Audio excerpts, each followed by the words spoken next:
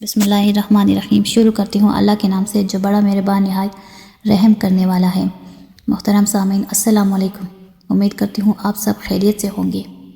Welcome کرتی ہوں آپ کو اپنے چینل ڈارک ہابی 24 میں۔ وہ تینوں ہونر کی مانند اپنے منہ کھولے ایک دوسرے کو گھورے چلے جا رہے تھے۔ پھر کچھ دیر تک سکتے کی کیفیت طاری رہنے کے بعد اچانک ایک بھیانک گونج سے وہ ہوش کی دنیا میں لوٹ آئے، اور پھر چند منٹوں میں آسمان پر گہرے سیاہ بادل چھا گئے، اور یوں لگا جیسے کسی نے اچانک گپ اندھیرے میں جلتا ہوا بجلی کا بلب یک دم بجھا دیا ہو۔ یک دم اندھیرا چھا جانے اور گونجدار آواز نے وہاں کا ماحول بڑا خوفناک اور پراسرار بنا دیا تھا۔ آواز سے یوں لگ رہا تھا جیسے وادی میں ایک بہت بڑی آٹے والی چکی چل رہی ہو۔ انہیں اپنے کانوں کے پڑتے محسوس ہونے لگے۔ انہوں نے گھبرا کر اپنے کانوں پر ہاتھ رکھ لیے، لیکن اس کے باوجود چکی کی آواز نے جیسے ان کے ہاتھوں میں سوراخ کر دیے ہو، اور وہ درد کی شدت سے چلانے لگے۔ اندھیرا چھاتے ہی فضا میں بڑے عجیب و غریب قسم کے پراسراریت گردش کرنے لگی۔ بہت سے بھیانک چہرے جو گردنوں تک کٹے ہوئے تھے اور نسیں باہر لٹک رہی تھی، اور ان میں سے ٹپکنے والا تازہ خون کے چھینٹے یوں زمین پر گر رہے تھے جیسے بارش کے ساتھ اولے گرتے ہیں۔ خون کے چینٹیوں نے انہیں نہلا کر رکھ دیا تھا۔ وہ بار بار اپنے ہاتھوں سے اپنے چہروں پر گرنے والا خون صاف کر رہے تھے، لیکن ان کی یہ کوششیں ناکام ثابت ہو رہی تھی، کیونکہ خون کی بارش مسلسل ہو رہی تھی۔ انہوں نے واپس غار کے دھانے کی جانب کی کوشش کی، لیکن یہ دیکھ کر ان کی چیخیں نکل گئی کہ ان کے قدموں نے جیسے وہاں کی زمین کو مقناطیس کی طرح بڑی مضبوطی سے جکڑ لیا تھا۔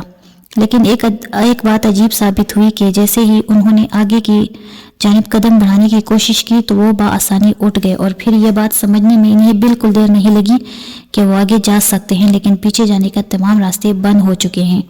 اب تو کسی صورت بھی انہیں اپنے زندہ بچ جانے کی امید نہ رہی تھی۔ وہ پھنس چکے تھے ایک ایسی موت کی وادی میں جہاں سے زندہ واپس جانا مشکل ہی نہیں بلکہ ناممکن دکھائی دے رہا تھا۔ وہ اپنے بچاؤ کے لیے اندھیرے میں ادھر ادھر آنکھیں پھاڑے دیکھنے کی کوشش کر رہے تھے، لیکن گونجدار آواز، بھیانک مناظر اور خون کی مسلسل بارش نے ان کو سوچنے سمجھ کی تمام صلاحیتیں مفلوج کر لی تھی۔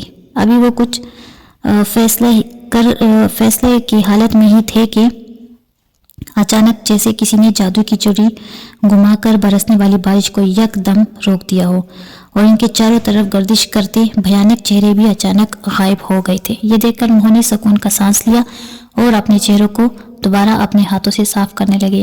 اندھیرے میں نظر آنے والے سیاہ پہاڑ دیوں کی مانند دکھائی دے رہے تھے، جنہیں دیکھ کر خوف آ رہا تھا۔ ہزاروں میل کی انسانی آبادی سے وہ ایک بھیانک اور خوفناک وادی میں ان کی موجودگی اور دل دہلا دینے والے حالات بہادر سے بہادر انسان کو بھی خوفزدہ کر دینے کے لیے کافی تھے۔ وہ اپنے لالچ کے ہاتھوں مجبور ہو کر اس موت کی وادی میں پھنس چکے تھے۔ اندھیرے میں اب انہیں ہلکا ہلکا دکھائی دینے لگا، اور جلد ہی انہیں دائیں طرف ایک اور غار دکھائی دیا جس کے دھانے کا ہلکا سا حوالہ دکھائی دے رہا تھا۔ وہ چونکہ آگے جا سکتے تھے، اس لیے جلدی سے اس کی جانب بھاگنے لگے۔ چند منٹوں میں وہ غار کے سامنے پہنچ کر رک گئے۔ جیسے ہی انہوں نے اندر جانے کے لیے قدم اٹھائے، ایک بار پھر وادی میں شور گونجنے لگا، اور پھر اسی طرح وہ دوبارہ بھیانک چہرے ہوا میں گردش کرنے لگے اور زمین پر مسلسل خونی بارش برسنے لگی۔ یوں لگا جیسے ان عفریتوں نے انہیں اس غار میں جانے کی اجازت دی ہو، اور ان کے وہاں پہنچتے ہی دوبارہ اپنا شیطانی کھیل شروع کر دیا ہو۔ گلے میں چچورن پھنسنے کے مصدق وہ نہ آگے جا سکتے تھے اور نہ پیچھے۔ دونوں طرف موت اپنے پنجے پھیلائے ان کی منتظر تھی۔ وہ اس منحوس گھڑی کو کوسنے لگے جب انہوں نے اس خونی وادی میں چھپا خزانہ تلاش کرنے کے متعلق سوچا بھی تھا۔ انہیں رہ کر جہاز کے کپتان کی باتیں یاد آنے لگی، جس نے انہیں سمجھانے کی بہت کوشش کی تھی، لیکن اس وقت ان کی آنکھوں پر لالچ کی پٹی بندھی ہوئی تھی اور انہوں نے اس کی باتوں کو ہوا میں اڑا دیا تھا۔ یہ ایک چکور غار تھا جس میں تخفن پھیلا ہوا تھا۔ یوں لگتا تھا جیسے آس پاس ہزاروں کی تعداد میں چوہے مرے ہوئے ہوں، اور غار کے اندر ملکنجہ سا اندھیرا چھایا ہوا ہو، جس کی وجہ سے نزدیک کی چیزیں صاف دکھائی دے رہی تھی، لیکن زیادہ دور کا منظر آنکھوں سے اوچھل تھا۔ کبھی کبھی سانپوں کی پھنکاریں بھی سنائی سنائی دے جاتی تھی، جن کی وجہ سے بڑا عجیب اور لرزا دینے والا احساس ہوتا تھا۔ غار کے دائیں جانب ایک ٹیڑھا میڑھا قدرتی دروازہ بنا ہوا تھا، جس سے گزرنے کے بعد دوسرے جانب ایک اور چھوٹا سا دالان موجود تھا، جس میں ایک جانب لوہے کے 3 بڑے صندوق رکھے ہوئے تھے، جن پر لوہے کی زنجیروں کے ساتھ ساتھ قفل بھی پڑے ہوئے تھے۔ یہ اسی مفرور بادشاہ کا خزانہ تھا، جو اس نے اچھے حالات کی امید میں اپنے ساتھ لا کر ان غاروں میں چھپا دیا تھا۔ اس کے لیے اس نے اپنے 2 وفاداروں کو ساتھ ملا لیا تھا، جو آخر وقت تک اس کے ساتھ رہے، لیکن زندگی نے وفا نہ کی اور حالات کا شکار ہو کر بادشاہ کے سامنے زندگی کی بازی ہار گئے۔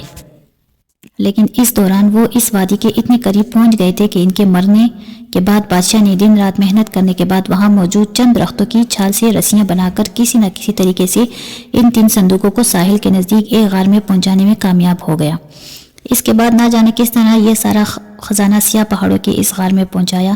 یہ ایک راز تھا، اور وہ اس راز سے پردہ اٹھانے والا اس دنیا سے کوچ کر چکا تھا، اور ثبوت کے طور پر اس کا ڈھانچہ وہیں غار میں ہی موجود تھا، لیکن اب اس کی ہڈیاں تک مٹی ہو چکی تھی، لیکن تھوڑے بہت ثبوت کے طور پر وہیں بکھری پڑی تھی۔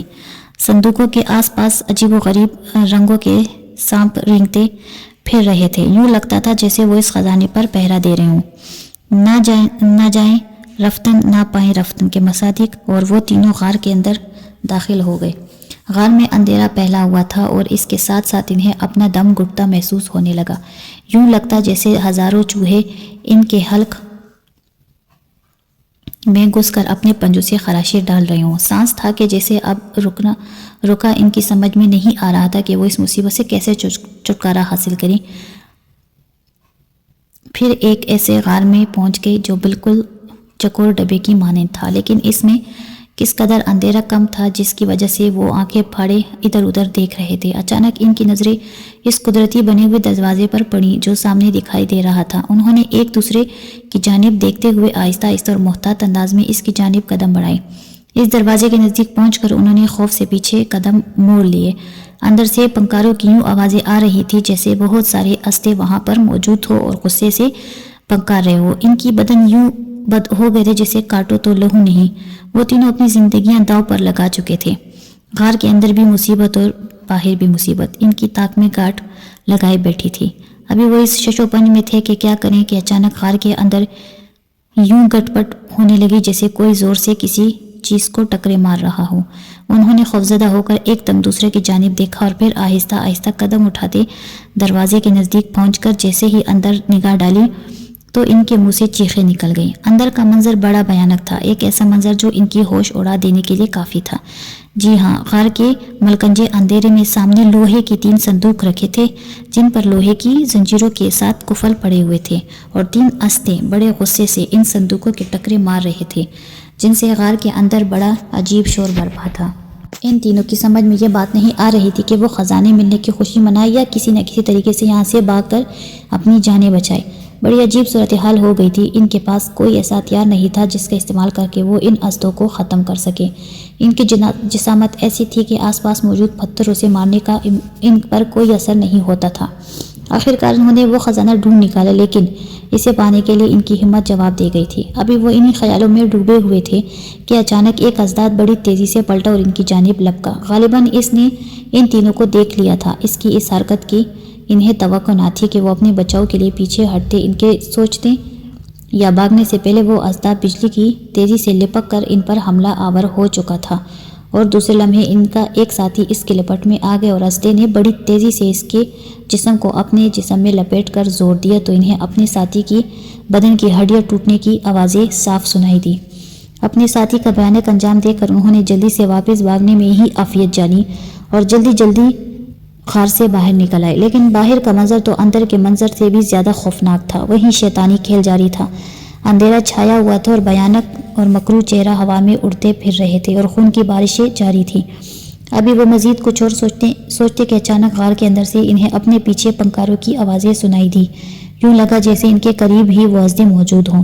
ان دونوں کی سمجھ میں کچھ نہیں آ رہا تھا کہ وہ کیا کرے۔ آگے بھی موت ہے اور پیچھے بھی موت ہے۔ صرف چند لمحوں کی دیر ہوئی ہوگی کہ غار کے اندر سے تینوں اژدھے خونی عفریت کے مانند یک دم نمودار ہوئے اور پلک چپکنے میں ان دونوں پر حملہ آور ہو گئے۔ تینوں خونخوار اور پرتیلے اعضوں کے سامنے ان دونوں کی کیا حیثیت تھی؟ دوسرے لمحے غار کے دھانے پر وہ دونوں بے جان لاشوں کی مانند پڑے تھے۔ زندگی نے ان کے ساتھ بہت بھیانک مذاق کیا تھا، انہیں ایسی جگہ لا کر مارا تھا جہاں ان کی لاشوں پر کوئی رونے والا بھی موجود نہ تھا۔ اس میں کوئی شک نہیں کہ لالچ بری بلا ہے۔ خزانہ آج بھی وہیں موجود ہے اور اس کے رکھوالے بھی، لیکن ان تینوں کو ان کی لالچ کا پرندہ اپنے پیچھے لگا کر اس کی موت کی وادی تک لے آیا تھا، ایک ایسی وادی جہاں ان کی لاشوں کو کھانے کے لیے چونٹیوں کو زیادہ محنت نہیں کرنی پڑے گی۔ امید کرتی ہوں آپ لوگوں کو آج کی کہانی بہت پسند آئی ہوگی۔ ایسی مزید کہانیوں کے لیے ہمارے چینل کو سبسکرائب کریں اور لائک کریں۔ تب تک کے لیے اللہ حافظ۔